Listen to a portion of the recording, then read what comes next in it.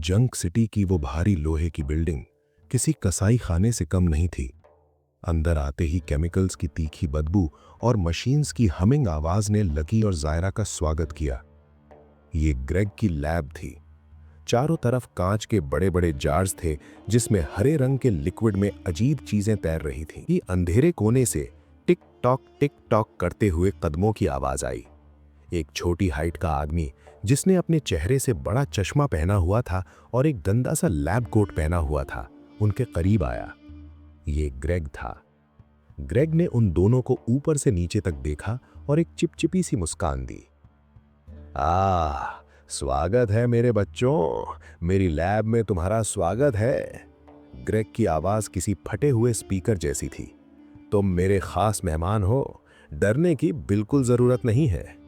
Greg ने lucky के चेहरे को गौर से देखा, जैसे कोई बैक्टीरिया चेक कर रहा हो। तुम तो बड़े अजीब लड़के हो, ऐसा स्पेसिमेन पहले नहीं देखा। कहां से हो? खैर कहीं से भी हो, अब तुम मेरे सब्जेक्ट हो। तभी ग्रेग की नजर जायरा पर पड़ी। उसकी शैतानी हंसी अचानक रुक गई। उसकी आंखों में लालच चमक उठा। ग्रेग ने एक गहरी सांस ली और तुरंत श करके एक गार्ड को पास बुलाया। उसने गार्ड के कान में कुछ फुसफुसाया। गार्ड ने हाँ में सर हिलाया और तेजी से वहां से चला गया। ग्रेग वापस मुड़ा, चेहरे पर नकली हमदर्दी लिए। आओ मेरे बच्चों, सफर से थक गए होगे, कुछ खाया क्या तुमने? आओ पहले कुछ खा लेते हैं, आज मैं तुम्हें अपनी पसंद का खाना खिलाऊंगा। लकी, जो अब तक बस डर रहा था, खाना सुनते ही थोड़ा रिलैक्स हुआ। उसने धीरे से जायरा को कोहनी मारी। ओए, ये ग्रेग जी तो अच्छे आदमी लग रहे हैं, खाना वाना पूछ रहे हैं। हाँ, बहुत अच्छा आदमी है। बस देखते जाओ, ये खाना खिलाता है या हमें खाना बनाता है। ग्रेग उन्हें लैब के और अंदर गया। यहाँ नज़ारा और भी खौफनाक था। कमरे के किनारे पर कुछ लोग खड़े थे। उनके आधे शरीर इंसान के थे और आधे मशीन के। उनकी आंखें लाल चमक रही थीं और हाथों की जगह आरी और बंदूकें लगी थीं। ये ग्रेग के साइबॉर्ग्स थे। ये देखो, ग्रेग ने गर्व से इशारा किया, ये मेरे खास खिलौने हैं। इनमें इंसान से 10 गुना ज्यादा ताकत है, पर अफसोस इनमें कोई इमोशंस, कोई जज्बात नहीं बचे। ये बस मेरे इशारे पर चलने वाली मशीन्स हैं। ग्रेग लकी की तरफ घूमा और पागलों की तरह हंसा। क्या तुम भी इनके जैसे बनना चाहोगे, एक सुपर ह्यूमन? लकी का गला सूख गया। अरे ग्रेग भाई, क्यों मजाक कर रहे हो? बच्चे की जान लोगे क्या? आप अपना चेला बना लो ना, झाड़ू पोछा कर दूंगा, पर ये रोबोट मत बनाओ। ग्रेग ने एक शैतानी स्माइल दी। टेंशन मत लो, मेरे पास तुम्हारे लिए एक बहुत ही स्पेशल प्लान है। तभी दरवाजे पर भारी कदमों की आहट हुई। धम धम। बॉस कैथ अपने अंगरक्षकों के साथ लैब में दाखिल हुए। वो सीधा ग्रेग के पास आया। तो ग्रेग, तुम्हें पता है इस लड़के के साथ क्या करना है, लेकिन इस लड़की के लिए क्या सोचा है? ग्रेग ने अपने चश्मे को ठीक किया और कैथ के कान के पास आकर, पर इतना जोर से बोला कि सब सुन ले। बॉस, मैंने मॉरिस को खबर कर दी है। ये लड़की, ये बहुत खास है, बहुत खूबसूरत। इसे वेस्ट नहीं करना चाहिए। क्यों ना हम इसे आने वाले मौत के मुकाबले का इनाम बना दें। जो सबसे ताकतवर फाइटर मुकाबला जीतेगा, ये लड़की उसे इनाम में मिलेगी और जिंदगी भर के लिए उसकी गुलाम बन जाएगी। कैथ के चेहरे पर एक डरावनी मुस्कान आ गई। बेहतरीन सुझाव है ग्रेग, इससे मुकाबले का रोमांच बढ़ जाएगा। कैथ ने गार्ड्स को इशारा किया, ले जाओ इस लड़की को। 2 बड़े गार्ड्स ने जायरा को पकड़ लिया। नहीं, नहीं कैथ, तुम मेरे साथ ऐसा नहीं कर सकते। मुझे मार दो, अभी मार दो, पर मुझे किसी का गुलाम मत बनाओ। लकी ने देखा कि हमेशा स्ट्रांग रहने वाली जायरा आज कैसे टूट गई थी। वो चिल्लाया, बस करो कैथ, छोड़ो उसे। तुम्हें जो करना है मेरे साथ करो, उसे जाने दो। कैथ जोर से हंसा। तुम्हारे साथ तो जो करना है वो हम करेंगे ही छोकरे। गार्ड्स रोते और चीखते हुए जायरा को घसीट कर ले गए। लैब में अब सिर्फ लकी बचा था, जो गुस्से और बेबसी से कांप रहा था। इसे अपना खास सूप नहीं दिया ग्रेग? कैथ ने पूछा। जी हुजूर, बिल्कुल तैयार है। ग्रेग ने चुटकी बजाई। एक लड़की जिसके गले में वही गुलामी का पट्टा था, एक ट्रे लेकर आई जिसमें एक कटोरा रखा था। उसने वो लकी के हाथ में थमा दिया। ये लीजिए, ग्रेग ने मीठी आवाज में कहा। हमारा खास सूप। लकी ने सूप को सूंघा। अजीब सी गंध आ रही थी। वो ग्रेग जी, आप नहीं लेंगे? वैसे मुझे भूख नहीं है, मैं बाद में। क्लिक। कैथ ने अपनी जेब से एक अजीब सी बंदूक निकाली और सीधा लकी के सर पर टांग दी। इसे पियो, कैथ ने ठंडे लहजे में कहा, वरना तुम्हारा भेजा इस दीवार पर चिपका होगा। लकी डर से कांप उठा। पीता हूं ना, पीता हूं।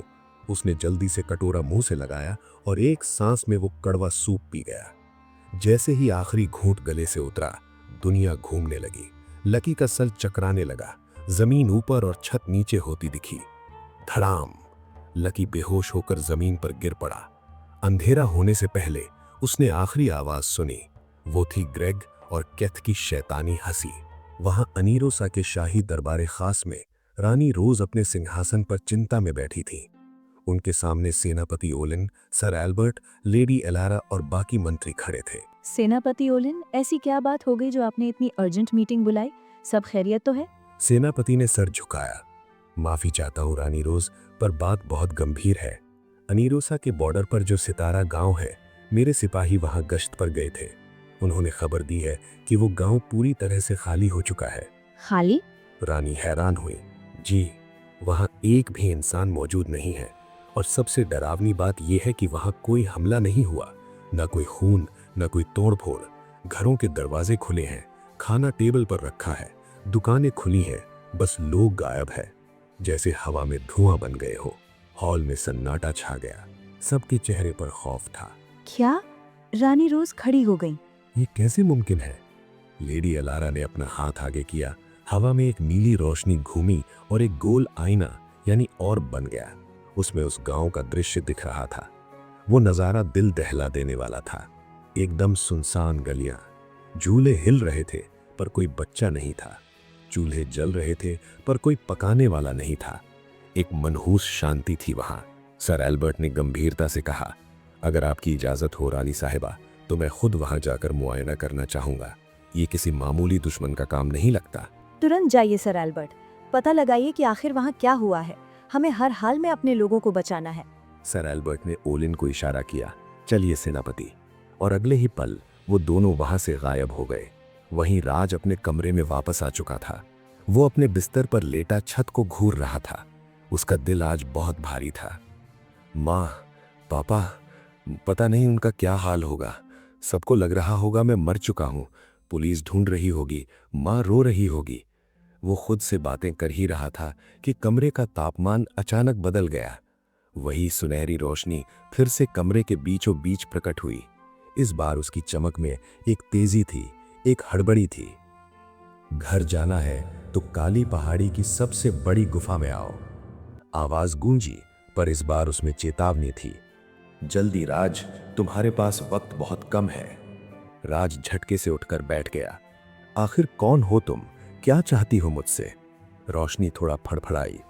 सारे सवालों के जवाब तुम्हें वहां मिल जाएंगे, बस आ जाओ। और वो रोशनी गायब हो गई। राज पसीने में भीगा हुआ बेड पर बैठा रह गया। उसका दिमाग द्वंद में था। रानी रोज और सर एल्बर्ट ने मना किया है। उन्होंने कहा था खतरा है, लेकिन अगर यही एक रास्ता हुआ घर जाने का, अगर मैं यहां रुका रहा और वक्त निकल गया तो? राज खड़ा हुआ और खिड़की से बाहर आसमान की तरफ देखते हुए गहरी सोच में खो गया कि उसने क्या करना चाहिए। वहां कर्मशिला में वीर खामोशी से उस झरने को देख रहा था। उसकी गरज हवा में गूंज रही थी, जैसे हर बूंद उसे चुनौती दे रही हो। कुछ पल के लिए वो बस खड़ा रहा, फिर उसने अपनी मुट्ठी भींच ली। वीर ने अपना साहस जमा किया और फैसला कर लिया, वो हार नहीं मानेगा। धीरे धीरे वीर फिर से पानी में उतरा। ठंडा बहाव उसके पैरों से टकराया, जैसे उसे वापस खींचने की कोशिश कर रहा हो। वीर ने कदम आगे बढ़ाए और झरने की तरफ चलने लगा। झरने का तेज बहाव बार बार उसे रोक रहा था, उसकी रफ्तार तोड़ रहा था। लेकिन वीर ने अपनी पूरी ताकत जोड़ ली। हर सांस के साथ, हर कदम के साथ वो आगे बढ़ता गया और आखिरकार झरने के बिल्कुल नीचे पहुंचकर वीर वहां बैठ गया। झरने का पानी वीर के कंधों पर किसी भारी पहाड़ की तरह गिर रहा था। हर बूंद किसी पत्थर की चोट जैसी लग रही थी। उसका शरीर कांप रहा था, हड्डियां टूटने जैसा दर्द हो रहा था, लेकिन वीर हिला नहीं। उसने अपने दिमाग को सुन्न कर लिया। उसके कानों में सिर्फ पानी का शोर था। श्श्श। धीरे धीरे उसने मास्टर रूवन की बात याद की।